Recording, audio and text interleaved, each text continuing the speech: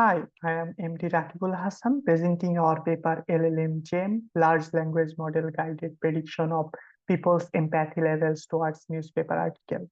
I am from Human-Centric Group in AI from Curtin University, Western Australia.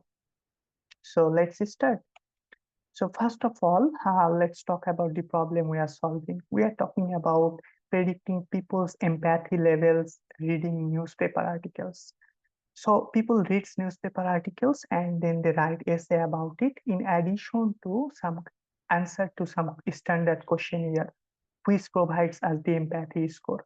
Now remember, garbage in, garbage out. So often this sort of data are collected through crowd participants. That means crowd tools like Amazon Mechanical Turk. So which provides a faster way to get a sizable participant pool, but research showed often the participant might provide false information because many are doing this sort of research participation just for financial gain. So these sort of annotation and also sometimes the data as well can be noisy or this cannot be reliable at times. So due to this, we get suboptimal prediction. So what we could do, our solution is to introduce large language model using prompt engineering to annotate those essays. So we will show that these annotations are comparatively reliable as compared to the annotation we already have. Then we design some reliable annotation selection mechanism based on we get some reliable annotation and then we train using this selected annotation, which we could leverage in standard pre-trained language model-based pipeline. And we will demonstrate that it outperforms the typical approach. So what do you mean by annotation noise here? So the current scenario, the annotation ranges from 1, which is the lowest empathy, and 7, which is the highest empathy. So in the first example, as you can see, the blue word seems empathic, like feel really sad and terrible. But the crowdsourced participants rated is only 1, which is lower empathy. Of course, it is not the case. So when we ask the same to LLM, we got 6.5, that means higher empathy. So here we could say there is an annotation noise in the crowdsourced annotation, so which we solve by introducing LLM. As here the LLM provides 6.5, but it doesn't mean that LLM always provide higher score. For example, in this scenario, we can see these are not empathic. For example, irritate me, who cares, and these sort of words are used. And overall, the paragraph is also not empathic.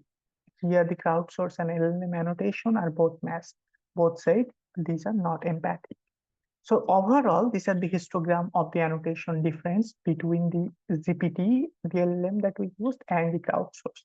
At most cases, we see the difference is minimal, 0 to 0.5, but at several cases, we also get comparatively larger difference between the annotations. So let's talk about the nitty-gritty of our method. So this is the overall LLM-GEm system. So we have the text and we have the crowdsourced annotation and the essay text. In addition, in this sort of data sets, we also have the demographic data as numbers. And empathy is subjective, so processing demographic data helps to reliably predict empathy as shown by earlier research. So we use LLM for multiple purposes. First, we convert these demographic numbers to text because our other pipeline is text-based. So it is easier to implement or to provide better empathy score if everything is in text domain. So that's why we convert to a meaningful text. Then we concatenate with the essay we have.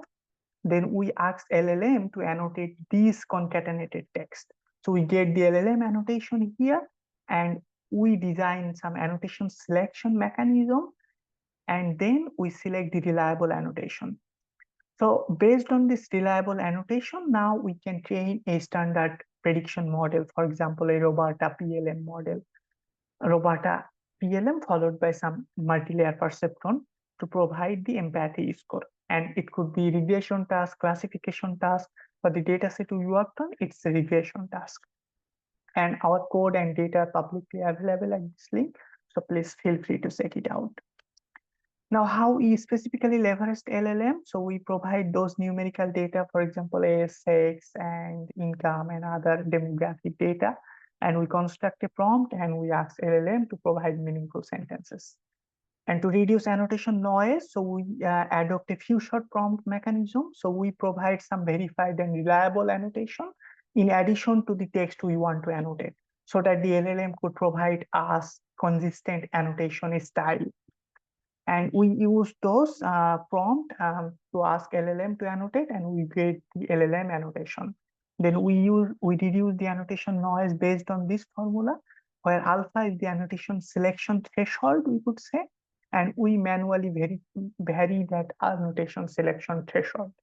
So delta is the difference between crowdsource and LLM. So if the delta is greater than alpha, we choose the LLM annotation and we choose crowdsource annotation otherwise. As an example, if the crowdsource annotation is 1 and LLM annotation is 6.5, delta becomes 5.5, the difference between two. So for alpha from 0 to 5.5, the selected annotation would be the LLM annotation. For otherwise, that is for alpha 5.5 to 6.5, the selected annotation would be the crowdsource annotation. So we vary that alpha, and we experiment with different sets of alpha, which would likely give us a better empathy prediction. So in short, we could say that alpha, if it is 0, then it would be all LLM annotation. If it is the maximum difference, which is 6 in the dataset that we worked on, it will be all crowdsource annotation. And in between 0 and 6, it would be mixed annotation. That means some annotation will come from crowdsource, some annotation will come from the LLM. So let's talk about our experiment. So the data set that I was talking about, so we use specifically 3 data sets. So all are related to people reading newspaper articles and writing essay about it. And of course, these are crowdsourced participants hosted in Amazon Mechanical Turk. And they annotate the essay that means based on Batson's empathy scale, which is a well-recognized empathy measurement scale that comes from psychology literature. They answer the questionnaire, which is based on Batson's empathy scale. And the task is continuous empathy scale prediction from 1 to 7. And we also have the demographic information that we are talking about. Implementation details, we use specifically GPT 3.5. The latest version at this time was GPT 3.5 Turbo 0613. And also we check the consistency of the annotation. So we annotate some samples twice, and we noticed that the variation is not much. So it was a fair sort of consistency in our annotation set. And the cost was also not that high. It was only USD 0.94 per 1,000 essay. And we used one NVIDIA Tesla V100 GPU, thanks to NCI Australia's Gaudi supercomputer for providing us this hardware facility. And we used early stopping with maximum 10 epoch and mean squared error as the loss function and so on. In terms of evaluation metrics, we followed the standard approach that is already in the literature. So for NewsEmpathy V1 dataset, we use 10-fold cross-validation because it has no standard test validation split. But for NewsEmpathy V2 and V3 dataset, they have rolled out test set, and test set are not publicly available. It is hosted on Podalab Challenge website. So these datasets are used in a workshop shared task that is hosted across different NLP conferences. So here the test set ground truths are not publicly available, and we are definitely not changing the test set annotation. So the test set annotation always remain the crowdsource annotation. So we are trying to build a model that will predict on the crowdsource annotation on the test set. And the evaluation metric is Pearson correlation coefficient. So these are the validation result when we vary the annotation selection threshold from 0.0 to the maximum difference, which is 6. As we can see, when it is 0, that means when you are using a whole GPT 3.5 annotation, the performance is comparatively higher than when you are using just LLM, just crowdsource annotation. So of course, the higher performance means improved data quality. So of course, as we can see, when we are using GPT 3.5 annotations, the data quality are comparatively better as compared to using crowdsource or mixed sorts of annotations. And we also checked with a fixed alpha, fixed threshold, then we change the um, seed value. So we checked 5 different seed value that results as 5 different initializations and data order of our training, because earlier research shows that the performance depends on the seed value, that is the data order and initialization. And in those cases, of course, we notice that the annotation that we select through LLM-GEm is considerably, the performance is better on those cases compared to using just crowdsourced annotations. And of course, as we can see that our approach provides better data quality compared to just using the crowdsourced annotation. And this is the test set performance comparison with the literature. And as I already said, the test set annotation are always the crowdsourced annotation. We use Roberta PLM because most of the earlier works use Roberta PLM. So we follow the standard pipeline in terms of prediction model, because we are mostly focused on the data quality improvement here.